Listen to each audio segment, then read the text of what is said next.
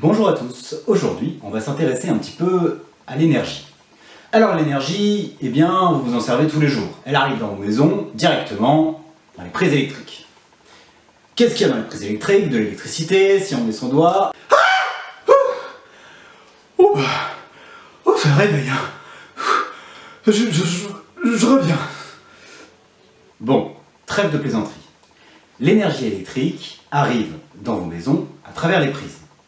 Ensuite, vous allez utiliser cette énergie en branchant certains appareils qui vont convertir cette énergie électrique. La convertir, par exemple, si je branche à une lampe, en une énergie lumineuse.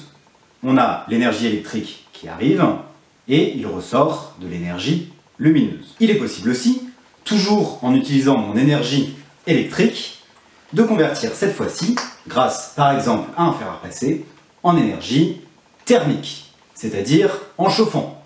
Alors, avec ce fer à repasser, ou avec, par exemple, un grille-pain. Et enfin, dernier type d'énergie que vous pouvez obtenir à partir toujours de votre énergie électrique, eh bien, c'est l'énergie de vitesse, qu'on appelle aussi l'énergie cinétique. Vous la trouvez directement dans un robot, par exemple, mais aussi, c'est ce qui fait tourner, par exemple, le moteur de votre aspirateur. Pour récapituler, grâce à l'énergie électrique qui arrive dans vos maisons, qui va être convertie par les différents appareils ménagers que vous possédez. Vous pouvez obtenir trois types d'énergie. Premièrement, l'énergie lumineuse. Deuxièmement, l'énergie thermique, c'est-à-dire de chauffage. Troisièmement, l'énergie cinétique, qui est liée à la vitesse. Mais cette énergie qui arrive jusqu'à vos maisons, d'où vient-elle? Eh bien, elle arrive jusqu'à vos maisons grâce à des lignes électriques. Lignes électriques qui sont elles-mêmes reliées à des centrales électriques. Il existe 4 types de centrales que vous devez connaître. Premier type de centrale, la centrale thermique à flamme. Deuxième type de centrale, la centrale thermique nucléaire. Troisième type de centrale, la centrale hydroélectrique, plus souvent appelée le barrage. Quatrième type de centrale, ce sont les éoliennes. Alors, quelles sont les sources d'énergie utilisées par ces centrales pour produire de l'électricité? Eh bien, déjà, il y a les deux catégories d'énergie. En premier lieu, les énergies dites non renouvelables, qui sont des énergies qui vont s'épuiser avec le temps, qui sont des énergies qui vont disparaître. Là-dedans, les énergies fossiles, comme le charbon, comme le pétrole, comme les gaz. Mais aussi de l'énergie nucléaire, qui est obtenue grâce à l'uranium. Ça, ce sont des ressources qui sont limitées.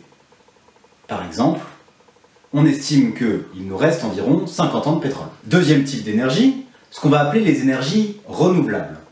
Dans les énergies renouvelables, il y a le vent, le soleil, l'eau, éventuellement la biomasse et la géothermie. Ça, ce sont des énergies que l'on peut réutiliser à l'infini. Ce sont des énergies qui soit ne s'épuisent pas, soit se renouvellent très rapidement. Pour faire le lien rapidement un petit peu avec les centrales, une centrale thermique à flamme, eh bien, va utiliser la combustion, donc va utiliser le fait de brûler des ressources pour produire de l'énergie. Donc, c'est dans ces centrales-là qu'on va utiliser le pétrole, le gaz ou encore le charbon. Une centrale thermique nucléaire, elle, va utiliser la fission de l'atome et c'est dans ce genre de centrale qu'on va utiliser l'uranium. Une centrale hydroélectrique va utiliser la force de l'eau qui va permettre de faire tourner une turbine. Les éoliennes vont utiliser la force du vent pour, pareil, faire tourner une turbine et obtenir de l'électricité. Je ne vous en ai pas parlé, mais il y a aussi l'utilisation du solaire qui peut permettre, notamment grâce à des panneaux solaires, de produire de l'électricité. Voilà donc ce qu'il est important de savoir sur cette énergie qui arrive dans vos maisons. Allez, bon courage!